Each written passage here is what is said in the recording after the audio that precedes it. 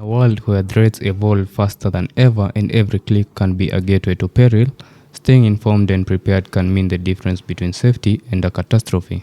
Welcome to Shieldcast, where we navigate the dark alleys of cyberspace and inform you of the latest new in cybersecurity. My name is George Ndongo, I will be your host, and alongside my co host Kevin Mogo, we dissect notorious breaches and reveal hidden vulnerabilities. We bring you the cutting edge tools and techniques that keep the digital world safe. Get ready for the raw, unfiltered insights from the front lines of cyber defense. This is Shieldcast, your insider's guide to the ever evolving cybersecurity battlefield. Hello, guys. Welcome to another episode of the Shieldcast podcast. This is episode number 32, I believe, and we have come a long way.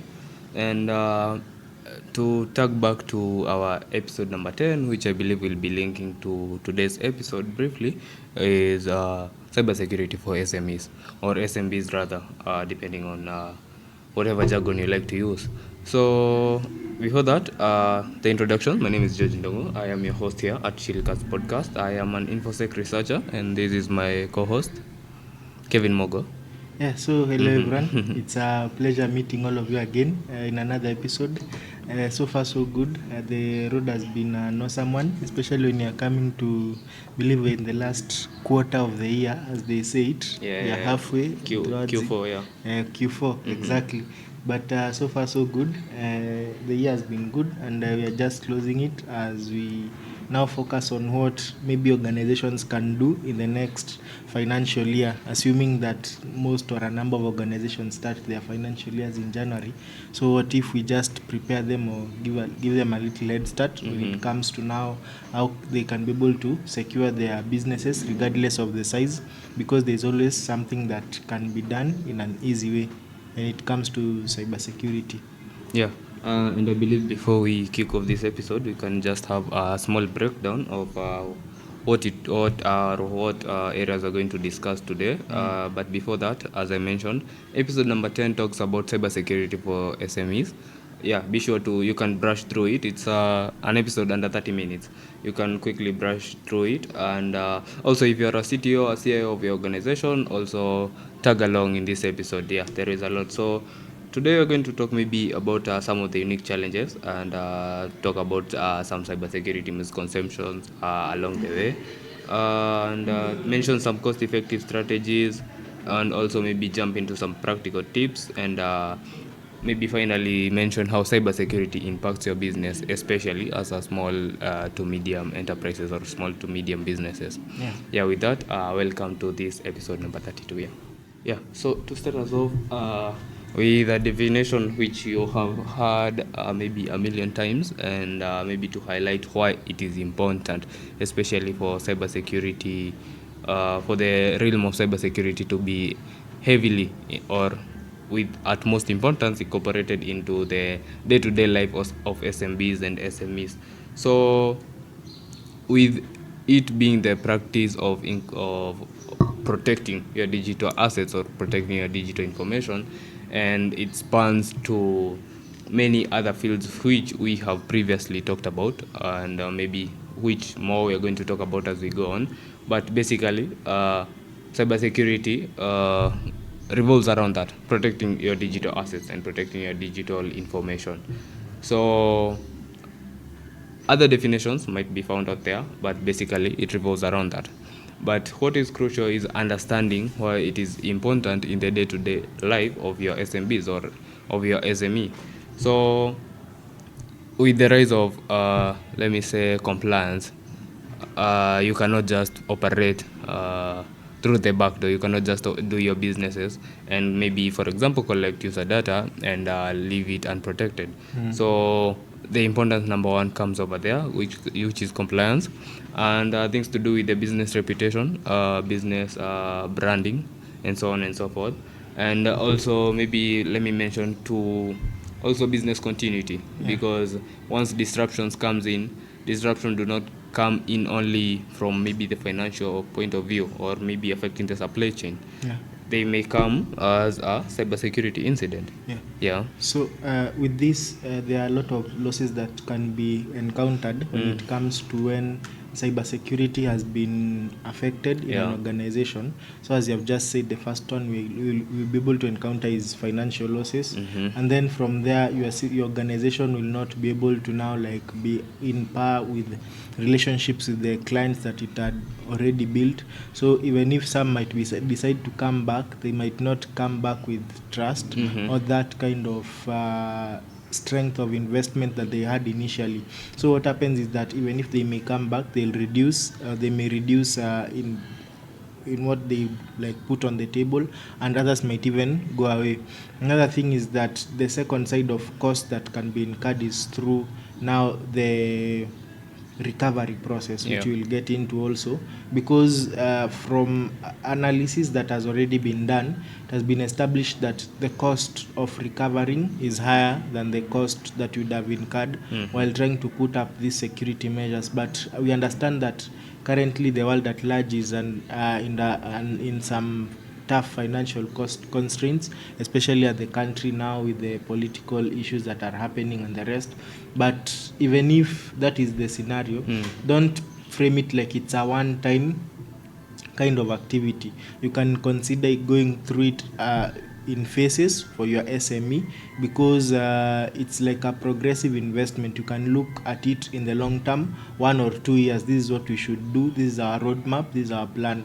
And these things vary from one organization to the other. So it's very important for you to sit down and see, what do I have, what time do I have, and what can I do with the two things. Even if you do not have like the human resource or that ability to have someone in your office or your business 8 to 5, you can decide to go for a consultant, and Yeah. then from there the person can guide you and you can agree, because if there is a plan and there is the ability of execution, then you can move on with these things.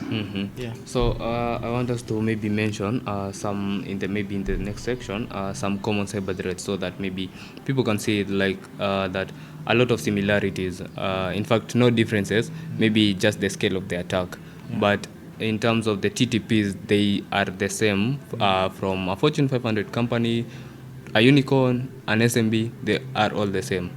Yeah. So in the next section, we are going to kind of like mention some of these cyber threats, and you're going to see that not a lot of differences between these two industries. So before we mention these cyber threats in this section, you mentioned something to do with the recovery in terms of the finances allocated to the recovery process being higher. So I believe we mentioned this, I think, in around episode 8 on the economics of cybersecurity, where the magnitude of the attack or the cost of the attack is way lower, but the cost to come back from that attack or from that breach is very high. And you mentioned something to do with getting consultants or getting cybersecurity partners, because as we see in the SMBs and the SMEs, we find that there is that myth that they say that they are too small to be attacked.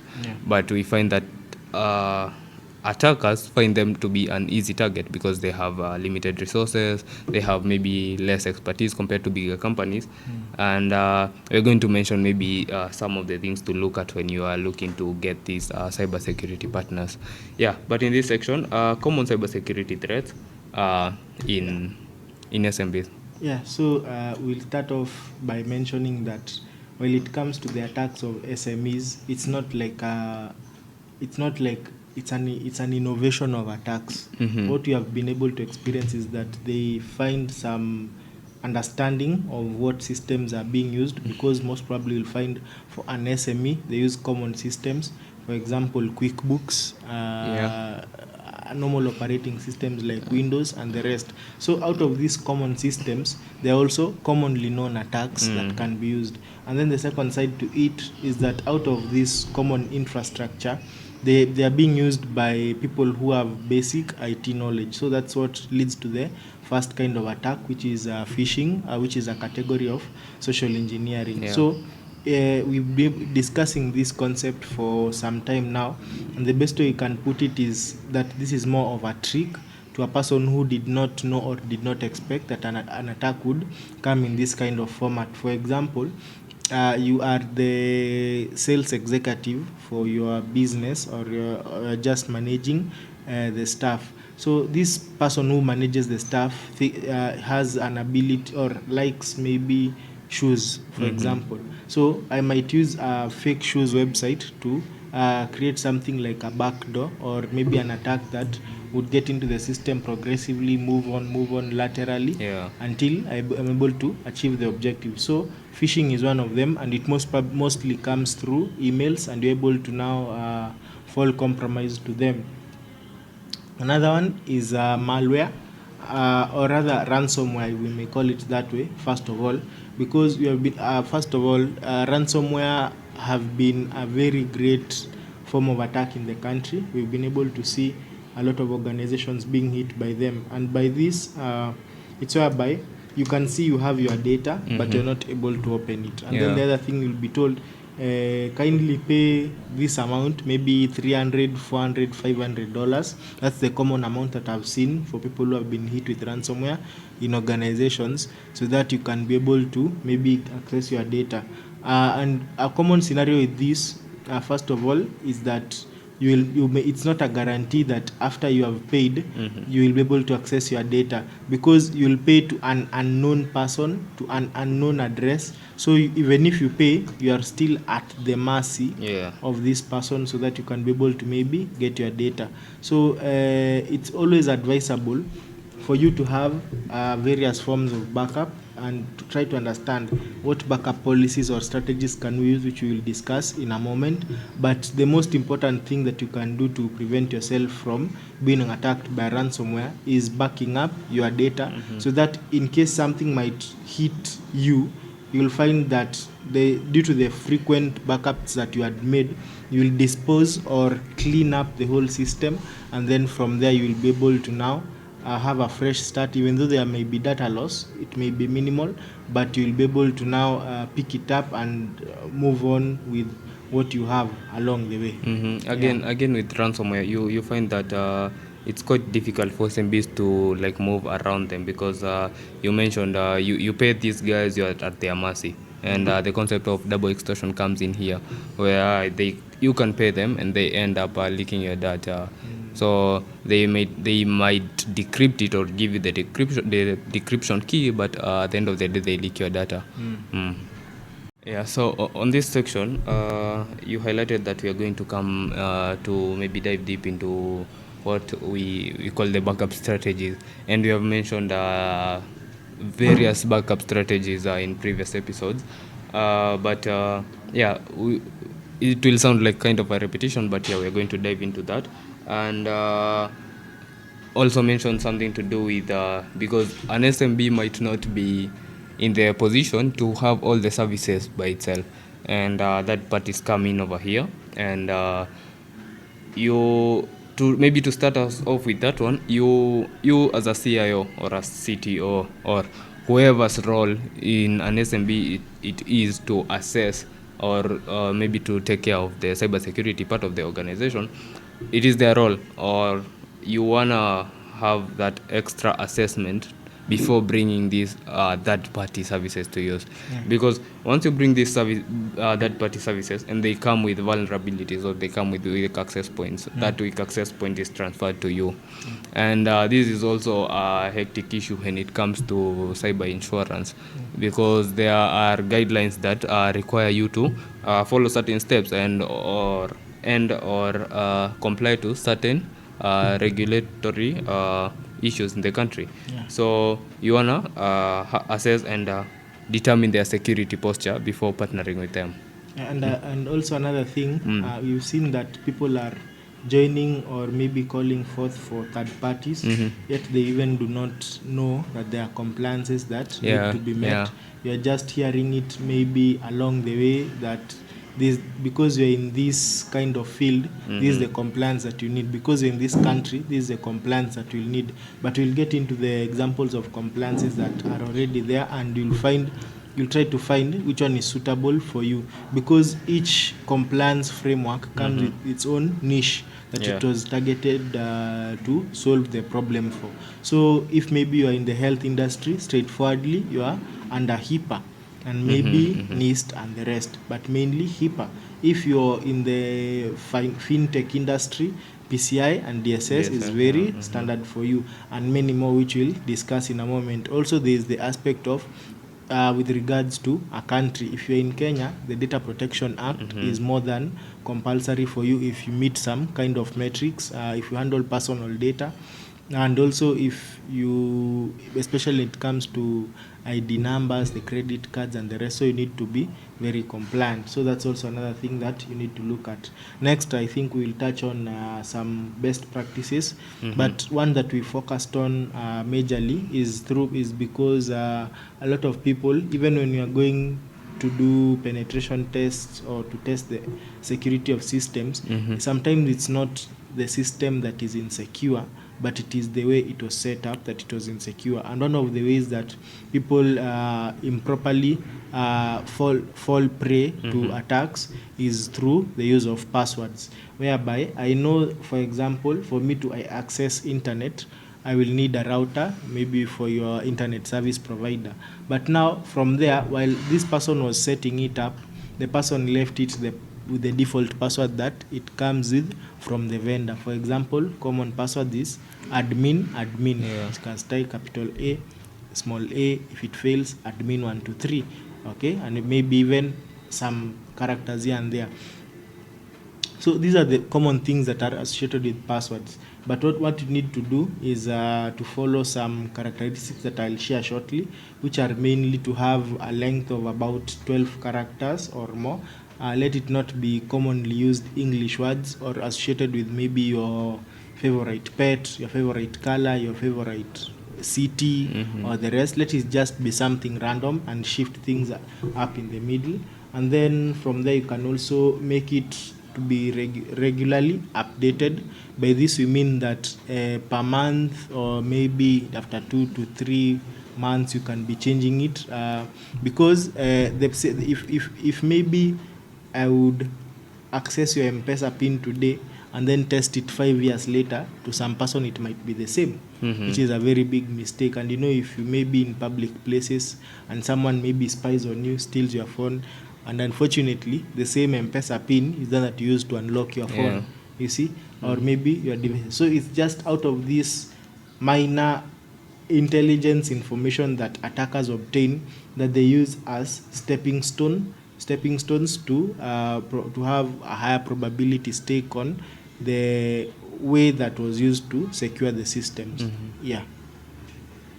And again, you find that with regular updates of this password comes the harder task of comprehension. You can't hold all these passwords, and then the bit of writing down them in a sticky note and then sticking them to your refrigerator or sticking them to the refrigerator of your co-working center, it's not that safe. So this comes with the need for a password management tool. Bitwarden mentioned them. I use Bitwarden, and okay, I'm excited about it because they recently released an update on the UI. It kind of looks Better. yeah, pleasant.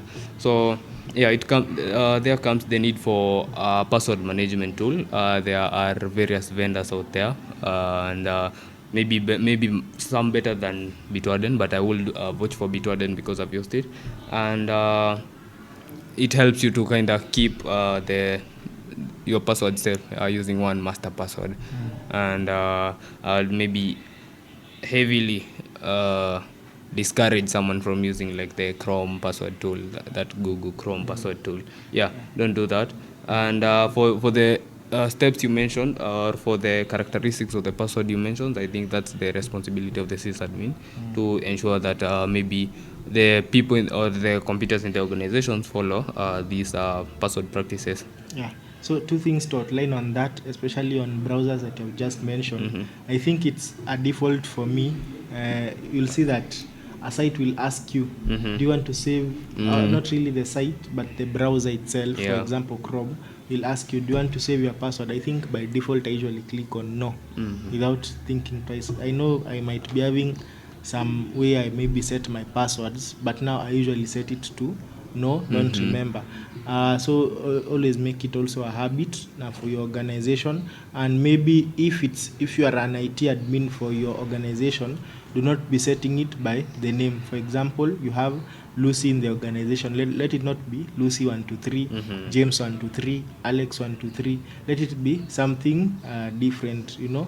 And also on the other side, because systems like Windows Server are also commonly used, they have very great features for password changing of passwords. For example, there's a configuration that you can make on it so that passwords can change. Passwords need to be changed on a compulsory basis after every 30 days. So that's something that you can also do so that you can ensure security is dynamic and things are improving, so that if a person had an idea on the previous month, it find that the person is trying to do zero work this time.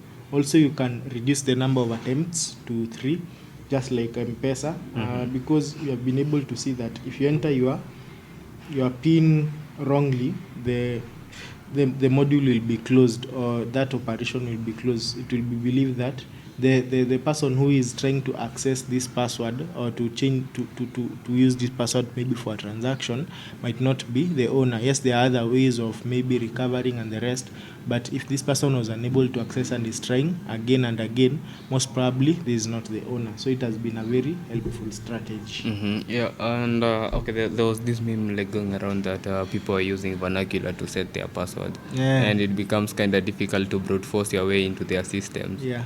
But okay, the problem with that, unless you're so good at vernacular, I believe it's easier to forget, unless you're so good with it. But anyway, we are going to go to the data privacy and protection, and here we're going to mention some of the compliances that someone or a CTO or wholly as an SMB or an SME is supposed to be compliant to. And you mentioned them earlier, but to start us off, we're going to start with the Data Protection Act of 2019 because we are based in Kenya, and I believe that is the core data protection compliance you're supposed to follow if you are if you are in any organization, no matter, so long as you're collecting user data. Yeah. So it's good that you brought the Data Protection Act, and I think it's started off in 2019. Yeah. But in the past around 2 years, it's been a practice that has been carried out by very many organizations.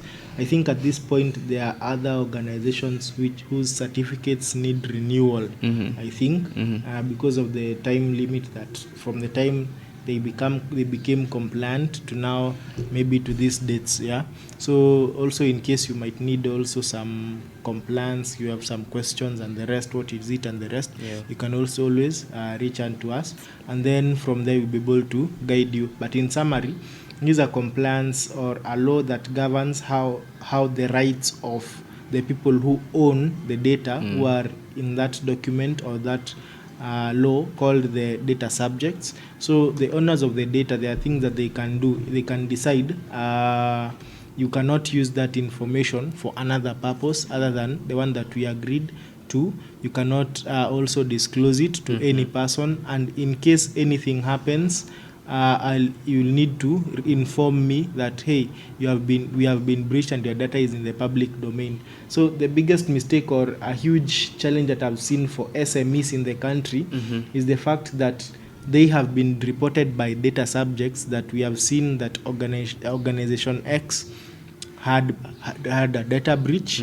Number 2, organization X was not compliant, and number 3, this organization X did not report to the Office of the Data Protection Commissioner, that's the ODPC, the office that is in charge of facilitating compliance and handling breaches and cases that are related to data. And they also assist in they are like a court, we may call it, because they also have the right to impose fines because of maybe turnover and other kinds of factors that are considered along the way. So this has been a very good compliance mechanism in the country, and you've seen a lot of posture that has been built up because of the extensiveness of the compliance of what is needed for this compliance. So it's always a good thing for you to be in the know, and so that you can be able to protect your organization when it comes to this.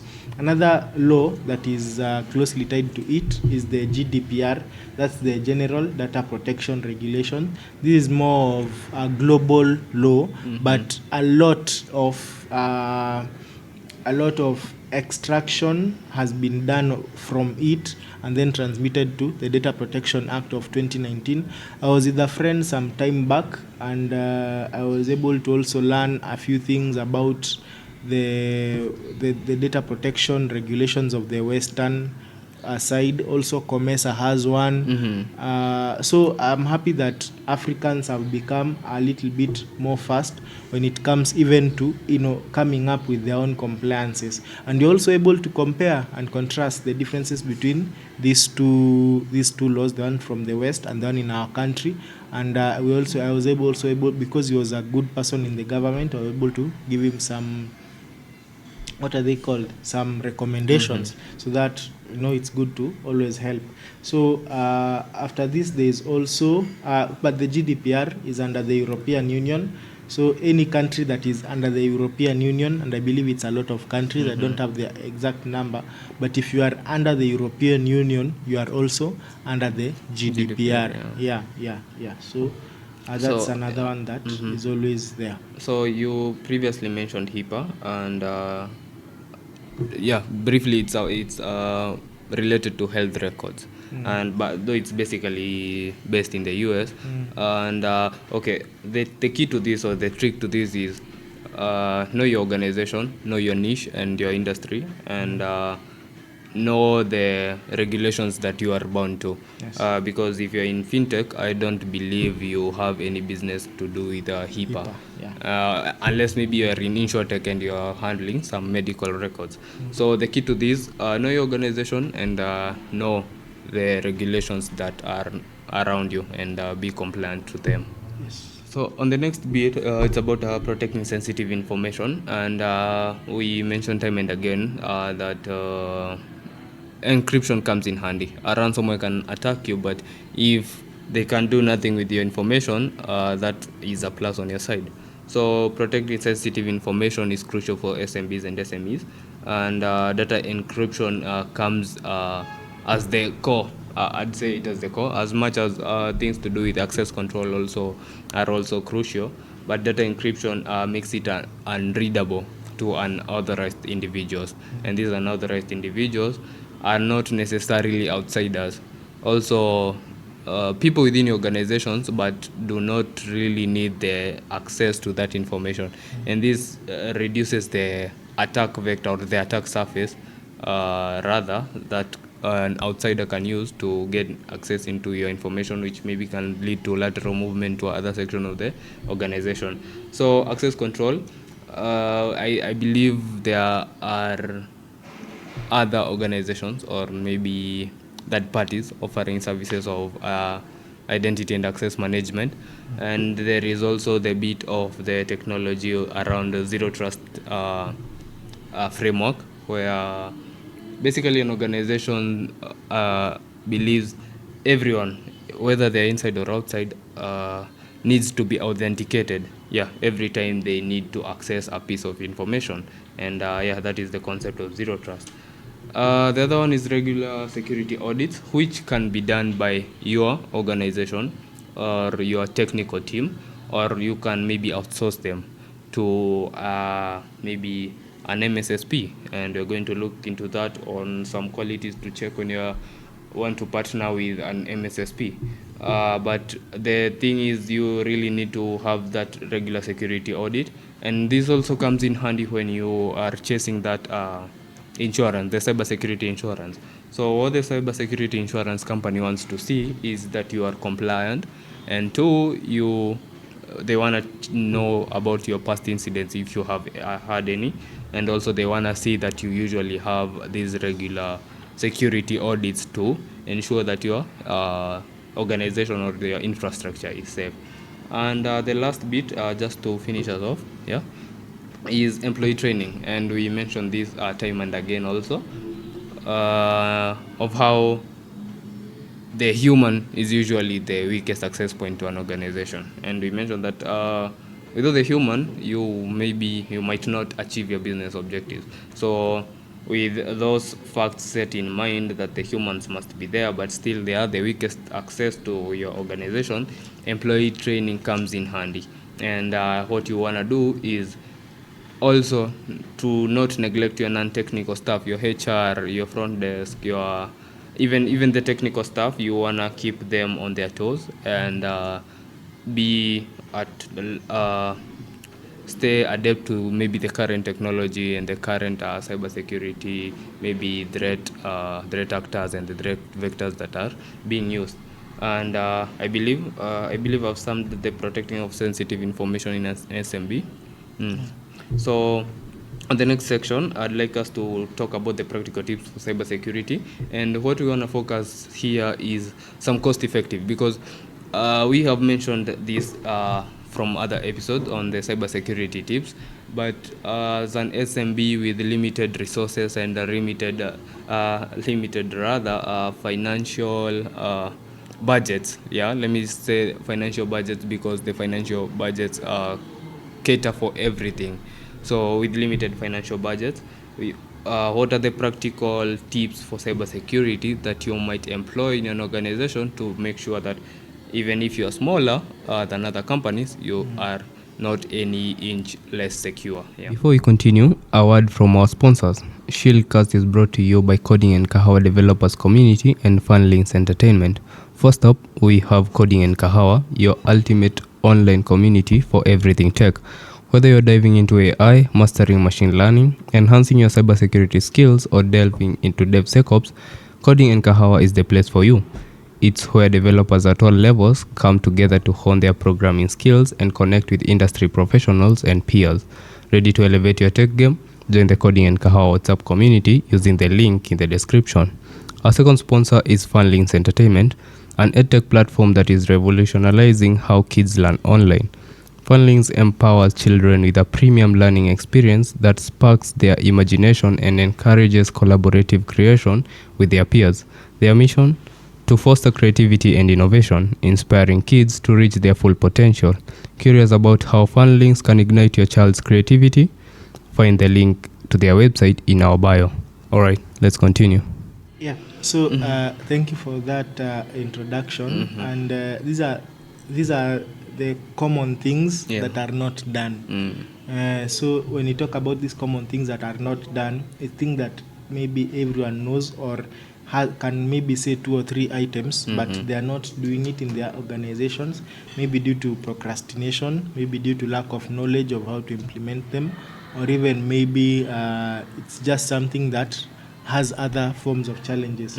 So the first thing, which is the most common thing, I'm happy that you have already talked about the passwords on a side note, but also you need to always be updating your systems, because as much as you are trying to secure systems, you'll also remember that attackers are also trying to advance their strategies. So to keep yourself at par, and maybe it's a software that you had purchased, it's always good to update, because maybe along the way there was maybe a security update that had come with it. And also it's important for you to have two-factor authentication, so that even if a person's account was used for compromise, the password was obtained, the person also needed to have given some code that maybe would have been sent to his email, to his phone number, maybe through text or any other form of two-factor authentication. So there is a two-factor authentication, and then there is also multi-factor authentication, whereby 3 or more steps are being used to secure your systems.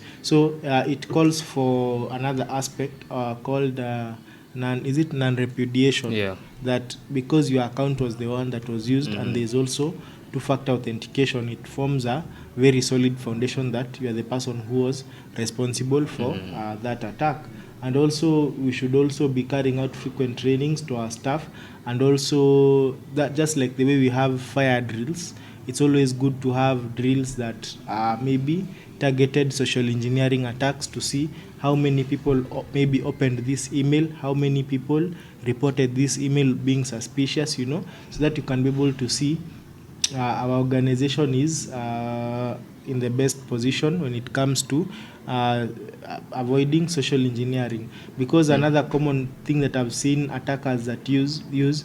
So I'm the CEO of organization X. So maybe my email is CEO at organizationx.com, and then I use another email like CEO at organizationy.com. You see, the difference between that X and Y might not be easily noted by by the users who might fall prey to these attacks. So it's always good to put it in some kind of training in an easy to way, an easy to understand manner for that. And I believe that where you go for like for the bigger people in the organization, I believe that falls under the cybersecurity vector known as whaling. Whaling, Yeah. yeah.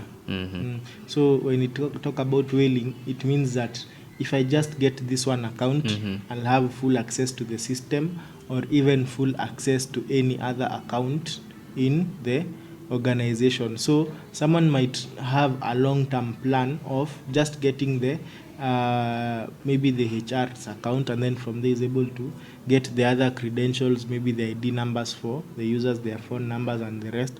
And that is how you'll be able to see attacks like SIM swaps. You'll think that it's just because this person targeted you randomly, but it's something that might even have had started from your workplace. This person had accessed the database, he noted down your ID number, he noted down your phone number, and from there proceeded. It might also be when you're maybe entering your details at the entry of some organization, they would have books manually where you'd write your name, your ID, your phone number, to some extent even your email. So it's like going beyond the board when it comes to knowing your client. So attached to that is there also there's need for compliance, as we had already discussed. Yeah. On the next bit of these tips for SMEs, we're going to talk about employee training and awareness. I believe I mentioned or I brushed through it in the previous section, but I believe I attached it to reducing the attacking vector or the attack surface of the organization, and I mentioned it from this cybersecurity awareness and training, where majority of these services or these campaign should be targeted to maybe the non-technical part of the organization. Not really to neglect the technical part, but we assume that the technical part of the organization is aware of these threat TTPs, or the technological part of it, or the how to secure infrastructure, or how to not fall prey of these simple phishing campaigns. So that is one. And phishing simulations have been implemented in many organizations, and to some extent you have found some organizations maybe awarding even employee of the month awards Yeah. through these campaigns. Maybe some SME at the front desk was able to maybe get this maybe number of phishing attempts. Maybe out of the 10 that he got, 6 of them were from the internal part of our organization. We are the ones who created it, but 4 of them were flagged as attacks. And maybe we were able to maybe remediate ourselves from there. There was a person I was seeing was being awarded for evading these phishing campaigns, but it was established that he never opens emails. So that's how he got the award. Not saying that you should not open emails, but let it be that you're opening, yes, but you're still responsible. Yeah, so that falls under the social engineering awareness, and I believe it's a dynamic field. So social engineering awareness doesn't end in a day. It's a thing, because tomorrow a different technique will come into place, and it will come maybe from a different vantage point, and you might not be able to recognize it from far. And so it is as crucial as just any other technique of securing your infrastructure. And incident responding procedures, we are going to mention this in these practical tips, I think, in the next point, where we will talk about the incident response basics for SMEs.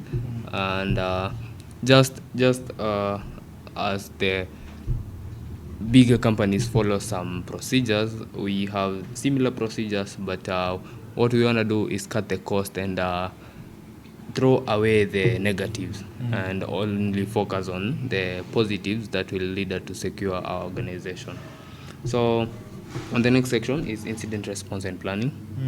And these are some of the basics which we might have mentioned, but maybe we mention them from the vantage point of a bigger organization.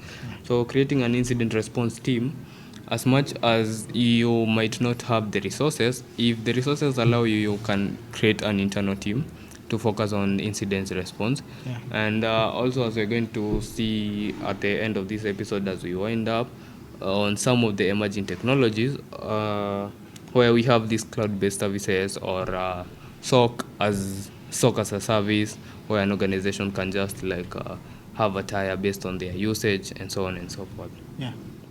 So after developing an incident response plan, and we have previously mentioned some of the crucial steps in this incident response plan, but after you have developed it around your infrastructure, obviously bearing in mind the data you collect, the number of people that maybe use your services and so on and so forth, you want to test this plan because you don't want a hypothetical solution.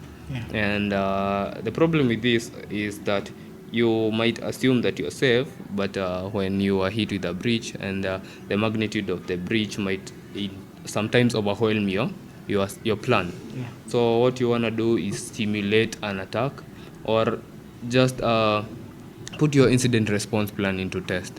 And to some extent you might want to put some of the load on to your external maybe external locations, maybe which are allocated as the business continuity locations, maybe are outside the organization. Maybe you want to run a test on whether that either it's a physical location or you have an agreement with a similar organization in terms of attacks, to know whether your basic services will continue amid or in the midst of a breach. So I think there are also courses on incident response, and incident response is very broad. Maybe have we done a podcast independently on incident response? Maybe you can consider doing it later on, but it's a very huge topic that calls for a lot of time to discuss and break it down. But one thing is, planning is the most important thing. So in another episode, I think I talked about it on a high level, and I don't mind mentioning it again, that you need to know who is to do what by what time and how it will be done, based on some kind of attack or an incident that has happened. So it will save on time, it will save on cost, and because there's already a budget that is allocated on the side for it, you'll find that it will be a smooth recovery process. And it's not because we are still focusing on SMEs, it is important to note that not all organizations can have a person on the incident response desk, or there's an incident response department. There are two options that you can go through it. You can maybe train your staff, maybe your IT team, to advance into incident response and maybe develop playbooks, which are more of strategies that can be used to recover against any kind of incidents. Or maybe the second thing, you can have a consultancy team on standby. You can maybe have a long-term annual agreement and say that for any time within this year, in case this form of attacks happen, you will be the first ones that will be placed on call, so that you can be able to come over and respond. So we understand that SMEs are still trying to maintain their profits, but that is how they can also cut costs while still trying to have a good incident response posture for their organizations. And okay, on the fourth tip or the fourth strategy on ensuring that you have a stable posture, a stable cybersecurity posture, is something you have mentioned previously on backup and recovery strategies. So as much as you want to have backups, there are models for backing up, where you might have one on site and another one off site in case of some incidents maybe which are not even related to cybersecurity, like floods or something to do with that, or just physical calamities. You want to split the location physically, but on this bit, we are talking about regular backups. Creating regular backups so that falling back to the previous safe state or the previous secure state doesn't really affect a lot of your business operation. You can comfortably roll back. Rolling back is the word. You can comfortably roll back to a previous secure state and easily catch up to the present state, maybe amidst a data breach. So I mentioned offsite storage to protect from physical threats such as floods. I see you mentioned it over there, and data encryption. Over here, as I mentioned before we started, or in the previous section, what you wanna do is, this is the last resort. Maybe they have already, or threat actors have already gotten access to your organization. Encrypting means that they have access, but they cannot do it without the authorized, without having authorized credentials. They cannot do anything with the data, and therefore this reduces the business interruptions in an SMB or an SME. So another aspect that has always been on the rise when it comes to technology is cloud infrastructure. And when you talk about infrastructure, it's not a must like the way we have buildings. They're also considered as this infrastructure. But also on the side of technology, there's also infrastructure on itself.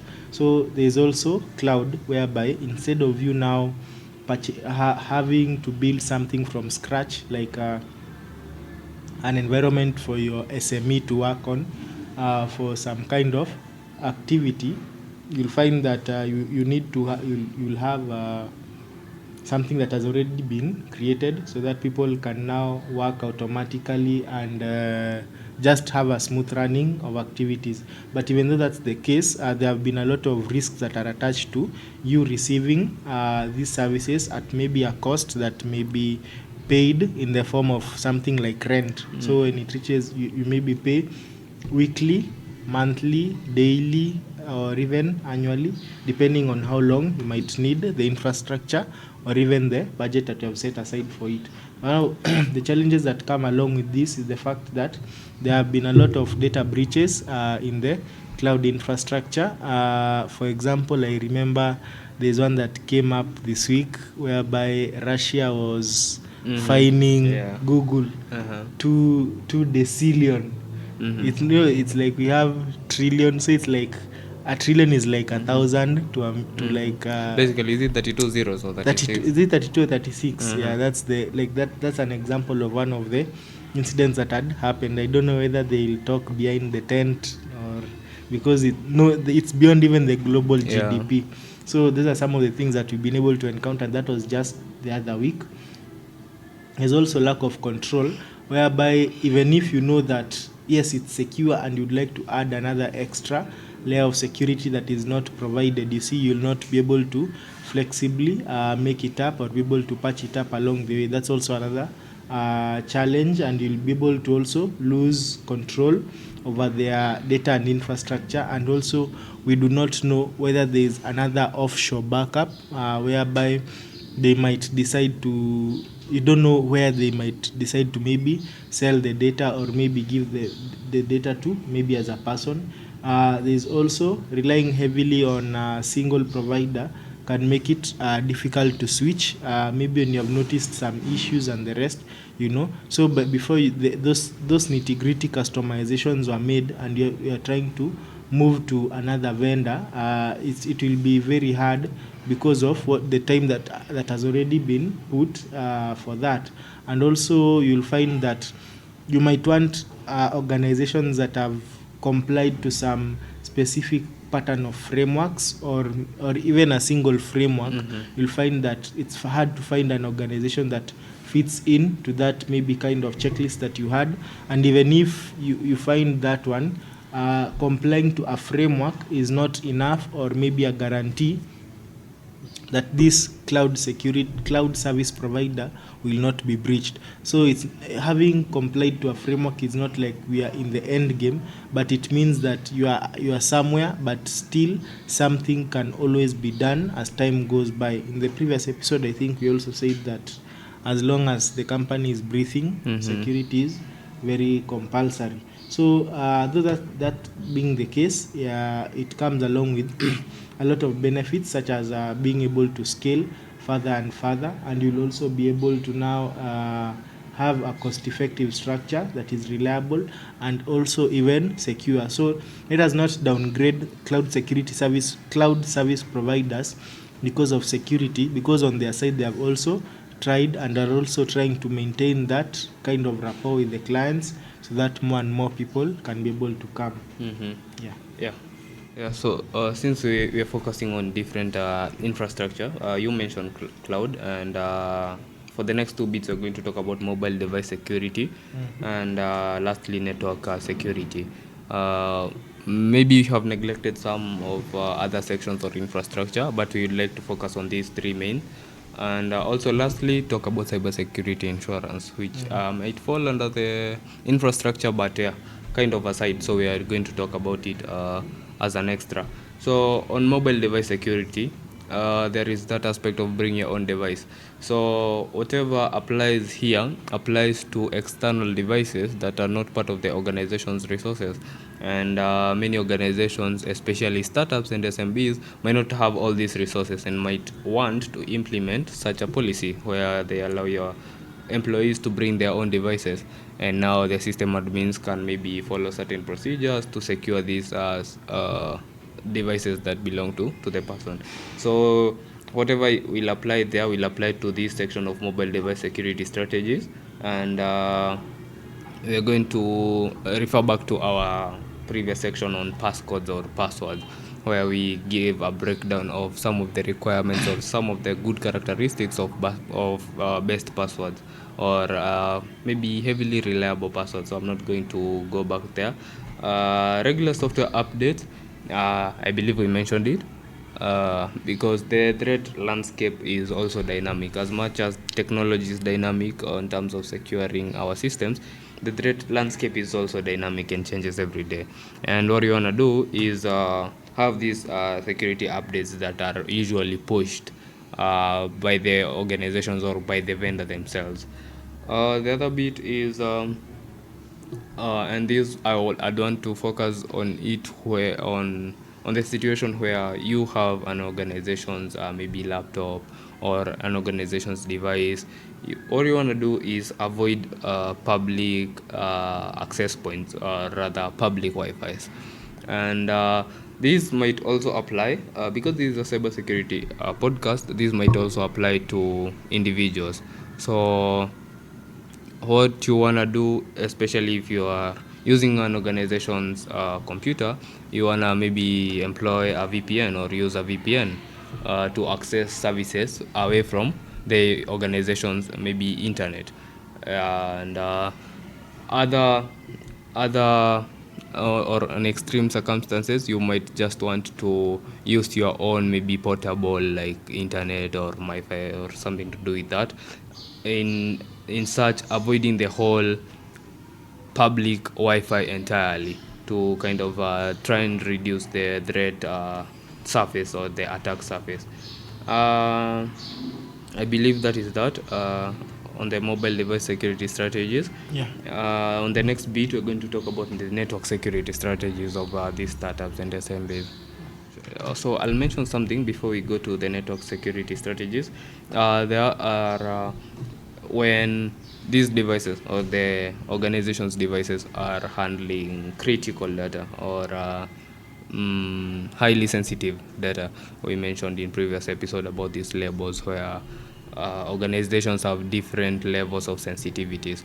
So you wanna try and maybe enable or have the functionality or ability to remotely wipe that device, maybe when it is stolen, and maybe you are not confident of the security strategies that are employed in that particular device, and you're not confident that the person who stole it will not be able to access that information. You wanna have that feature or ability to remotely wipe that computer, and maybe once it is recovered, you can now maybe bring the information back. Yeah, so with that, maybe you can go to the network security strategies. Yeah. So just a close up on Yeah. also that there's the aspect of you've seen a lot of hacks on mobile devices when it comes to Facebook accounts, which is a common encounter that I've seen for both personal accounts and also SMEs. So it's always important for you to take time and carry out some strategies such as two-factor authentication, so that these accounts can be good enough. Yeah. Yeah, so you were winding up on my previous point, so we dive into the network security strategies. Yeah. So let me start us off because I mentioned something on the previous point on using public Wi-Fi, and I mentioned something to do with virtual private networks. So think of it as a tunnel. So a virtual private network is kind of a tunnel that allows you to access maybe the intranet or the internal network of an organization, maybe outside the organization, maybe from your home, from a coffee shop around, or from any point. And what this does, it forms a tunnel of information, which is a direct communication from point A to point B. That's from your organization to your device, or maybe from your device to your organization, and so on and so forth. And the advantage of this is it provides one more layer of security. Maybe not entirely secure. I wouldn't say it is not breachable, but it provides one step of being secure. Yeah, it's more of defense in depth. If Yeah. you remember. So by this we mean that if one level of security is compromised, there's another one that is somehow, we can call it a backup to it, and that's the posture that you've been able to encounter with networks, because yes, you've bypassed the firewall, but also there's an IPS that detects, yes, this person is not supposed to be in the network, so we are supposed to maybe do some containment measures. And some time back I was doing research on such systems, and you're able to find that they go to an extent of even using artificial intelligence, so that they can be able to now take forth the best measure to maybe eradicate maybe some person who was trying to bring forth some advanced persistent threat, or maybe trying to scan for a network. There are also people who go to an extent of bringing forth fake systems in the same of honeypots and honey nets. So when you talk about also honeypots, which are more of systems that act as scapegoats that are able to capture logs on how attackers were able to maybe write scripts and exploits to maybe attack systems, how they are able to do it, and then we use the same systems as a learning point, so that you can improve the original infrastructure that is currently in operation. Yeah, so also on the honeynet side is a combination of several honeypots that perform the same functions. Yeah. So thank you for that breakdown. And these other two bits, I believe we have mentioned them, but we'll go through them in the case of SMBs and SMEs. So intrusion detection systems and intrusion prevention system. One detects and prevents, and takes that one step in keeping the threat actor away from the secure part of the infrastructure, the secure part of the organization. So you mentioned honeypots, and they might be a good source of these logs to try and gain some intelligence on how your threat actors, or the threat actors that are attacking organizations, are moving, and from there, from a defensive point of view, approach your security and improve your security infrastructure. So with the difference majorly being, one detects, gives you some insights of your organization, one takes some further points maybe, and might be as simple as raising an alarm or something, and where you can now take some steps on protecting your organization. So to sum that section up is network segmentation, where your network is not as one whole, but as the word says, segmented or divided into sections, and the concept of delimitated zones comes in here. This is, I think, majorly to prevent the lateral movement of a threat actor.